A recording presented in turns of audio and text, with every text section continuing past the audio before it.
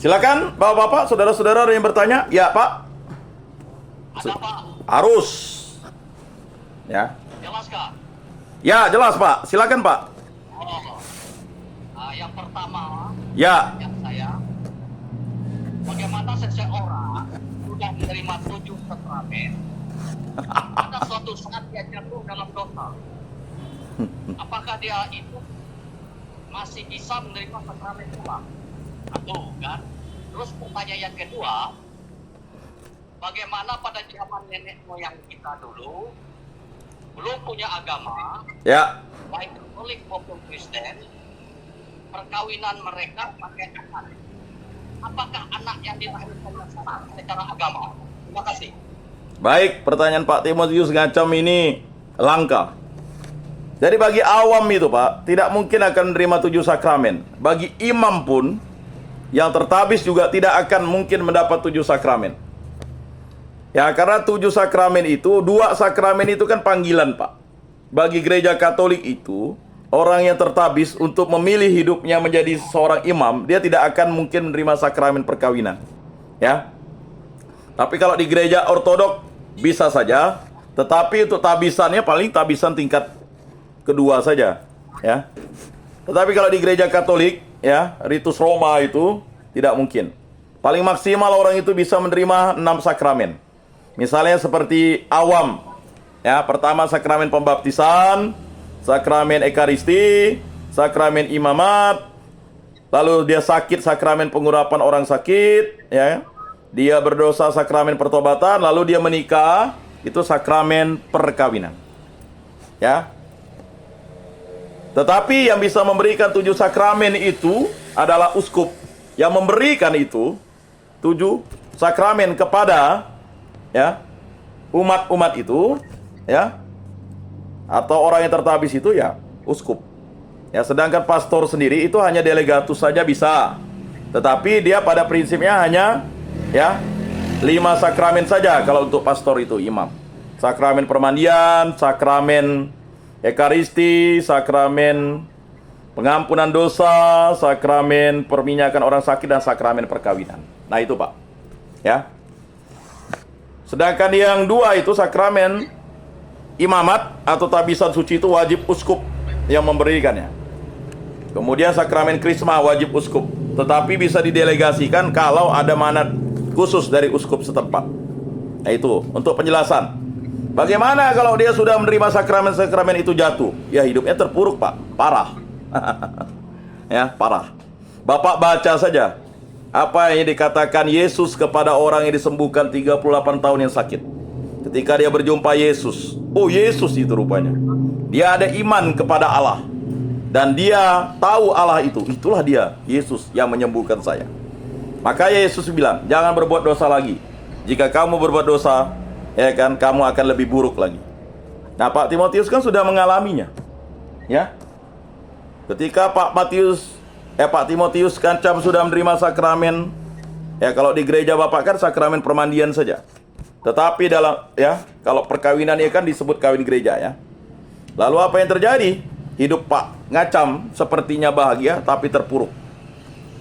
Dia menjadi lebih buruk, ya.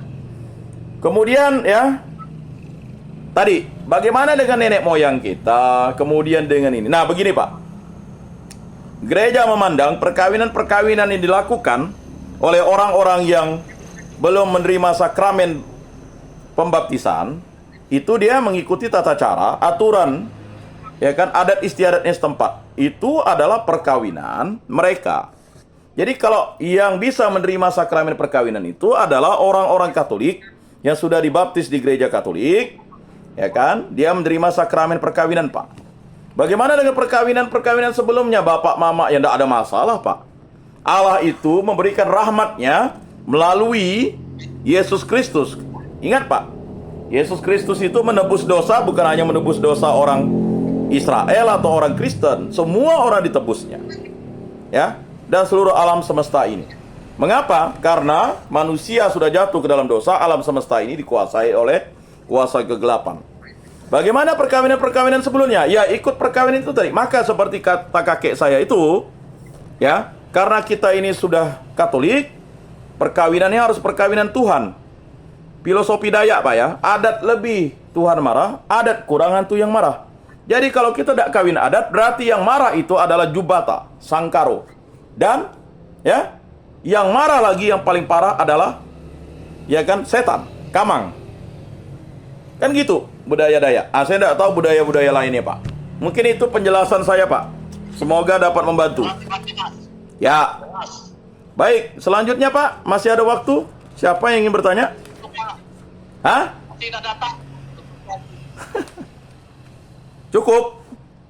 Cukup Pak, cukup. Pak Atis tidak jawab, Pak. Enggak. Ngantuk ya. Oh ya, Pak Atis memang tidak nanya, tidak jawab juga dia. Karena Pak Atis sudah dewasa. Ya. Ada Pak Andre di situ? Pak Andre ada? Pak Andre ngantuk benar. Oh, ngantuk. Jadi berarti kita minggu depan ya untuk ibadatnya atau 2 minggu lagi? Pak Dedi? Pak Dendi? Halo Pak Yoko, Bu. Oh ya, silakan Pak. Ada pertanyaan rupanya. Ya, silakan Pak. Prianto dari Kabupaten Ketapang. Baik, mantap Pak. Saya minta digambarkan secara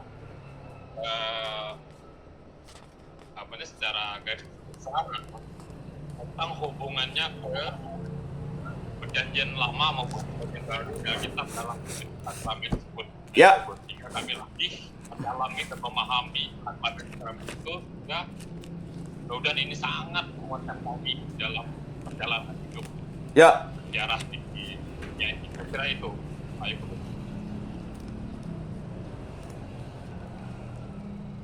Pertanyaannya Pak? Oh, hanya? Kaitannya dengan Injil maupun perjanjian lama. Oh ya, baik-baik. Pak Yoko, Bos. Ya, Pak Yoko, Bos. sakramen itu diberikan Allah kepada Adam dan Hawa itu ketika ya apa yang dilakukan Allah? Tidak baik manusia itu hidup seorang diri saja. Makanya aku harus memberikan dia pasangan. Itulah sakramen yang diberikan kepada Adam. Makanya Hawa itu diciptakan dari tulang rusuk Adam. Ketika manusia itu tidur. Ingat Pak, Adam itu bahasa Ibraninya manusia. Jadi Adam itu sebenarnya bukan nama, tapi istilah Ibraninya adalah ya manusia, itu Adam. Sehingga dia menciptakan pasangannya itu yang Adam beri nama Hawa. Ya. Nah, itulah sakramen yang diberikan Allah, yaitu sakramen di mana Allah itu menciptakan langit dan bumi serta manusia itu ya dengan firman-Nya. Hubungannya dengan sakramen di perjanjian baru jelas. Sakramen-sakramen itu adalah tanda rahmat ilahi di mana untuk menegaskan kembali firman dan sabda Allah itu. Seperti misalnya sakramen perkawinan. Laki-laki dan perempuan akan meninggalkan ayah ibunya dan bersatu dengan istrinya menjadi satu daging. Nah, makanya perkawinan itu dalam gereja Katolik itu harus menjadi ratum et consumatum, dan perkawinan itu adalah sakramental. Sifat perkawinan Katolik itu adalah monogami, monogam, tak terceraikan. Ya kan? Maka formanya dalam untung dan malang, suka dan duka, sehat dan sakit. Nah, maka Yesus kembali menegaskan ajaran sakramen itu kepada orang-orang Israel, terutama ya orang Saduki yang sesat. Kamu sesat. Pada mulanya Allah menciptakan laki-laki dan perempuan, ya kan? Laki-laki akan meninggalkan ayah ibunya dan bersatu dengan istrinya menjadi satu daging. Nah, itu dijelaskan oleh Rasul Paulus lagi dalam suratnya kepada ya jemaat-jemaat yang dia tulis itu, ya, supaya untuk menegaskan tentang sakramen. Lalu karunia pembaptisan. Makanya sakramen pembaptisan itu merupakan suatu tanda rahmat ilahi bahwa manusia itu dari tanah dan kembali ke tanah, dari debu menjadi debu. Makanya dalam perjanjian baru formanya itu bertobatlah dan percayalah kepada Injil. Injil itu kan kabar sukacita, ya. Nah, begitu juga dengan sakramen pengampunan dosa. Mengapa bangsa Israel itu percaya Allah? Karena yang bisa menghapuskan dosa itu adalah Allah, Yahweh. Yang bisa melepaskan bangsa Israel dari kutukan itu adalah Allah, Yahweh. Ingat bangsa Mesir itu dikutuk karena dia melanggar, ya, Firaun itu atau Firaun itu bukan ini Pak ya. Jadi nama kaisar Mesir itu namanya Firaun, bukan nama orang. Ya, kalau kaisar itu kan lebih ke Italia ya. Kami ini adalah sahabat kaisar, ya kan? Jadi seperti itu. Kemudian untuk, ya, masih ada waktu ya, supaya agak nanti penjelasannya lebih detail pada minggu depan. Lalu kaitannya bagaimana? Ya, sakramen pengampunan dosa itu disebut sakramen Allah Bapa. Ya, sesuai dengan ketetapan Yesus. Ketika murid-murid ini dihembusi Roh Kudus. Jika kamu mengatakan dosa orang itu dihapuskan, dosanya dihapuskan. Maka itu sakramen itu diberikan Yesus kepada para murid untuk, ya, mandat dari Allah sendiri. Bagaimana dengan sakramen pengurapan orang sakit? Lihat apa yang dilakukan oleh Yesus ketika di, ya, kolam Bethesda. Ya. Bangunlah, angkatlah tilammu dan berjalanlah. Ya. Kemudian itu adalah sakramen bekal suci. Bagaimana dengan sakramen Krisma yang kita, ya, terima? Ya, itulah dia. Ya, Yesus menghembusi murid-muridnya dengan Roh Kudus itu. Lalu bagaimana dengan sakramen Ekaristi? Yesus menetapkan Ekaristi. Makanya dalam setiap minggu itu di gereja Katolik itu dilaksanakan, ya, perayaan Ekaristi sesuai dengan ketetapan Yesus, diulang-ulang.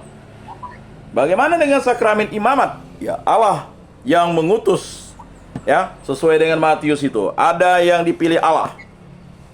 Ya. Ada yang tidak kawin karena dia memang cacat, ada yang tidak kawin karena kemauannya, tetapi ada yang tidak kawin karena kerajaan surga. Maka disebut suatu, ya, bagi orang yang dewasa itu, imam itu yang tertabis. Nah, mungkin itu kaitannya dulu Pak, secara garis besar ya. Terima kasih supaya ditegaskan kembali mengapa sakramen-sakramen itu menjadi 7. Itu sesuai dengan ketetapan Yesus sendiri, karena sakramen-sakramen itu adalah kebutuhan. Kalau dulu itu orang Lewi itu dikhususkan untuk menjadi imam, tetapi setelah perjanjian baru itu orang menjadi imam itu karena pilihan dari Allah, dan dia memilih, lalu dia, ya, diberikan tabisan suci melalui perantaraan, ya, uskup untuk menjadi, ya, kabar sukacita, ya, altar Kristus untuk mempersembahkan, ya, dirinya, ya, sebagai altar Kristus untuk perjamuan suci sesuai dengan amanat agung Allah. Demikian Pak untuk penjelasan secara singkatnya. Kalau mau belajar tentang sakramentologi itu bisa, ya, beberapa SKS, bisa beberapa tahun. Tapi tidak apa, saya jelaskan sedikit. Demikian Pak. Kalau tidak jelas bisa nanti kita tanyakan lagi pada minggu depan. Terima kasih untuk kehadirannya. Mari kita tutup dalam doa. Ya. Ya. Baik, kita tutup dalam doa ya. Dalam nama Bapa dan Putra dan Roh Kudus. Amin. Allah Tritunggal yang Maha Kudus, kami bersyukur di hadapan-Mu karya agung mula yang mempertemukan kami di jalur online ini. Semoga apa yang kami dapatkan ini menjadi suatu iman yang harus, ya, kami lakukan dalam hidup kami. Dan semua pengetahuan ini adalah mendukung diri kami agar kami selalu tetap mencintai Dikau dan sesama, karena Engkaulah Tuhan dan Juru Selamat kami.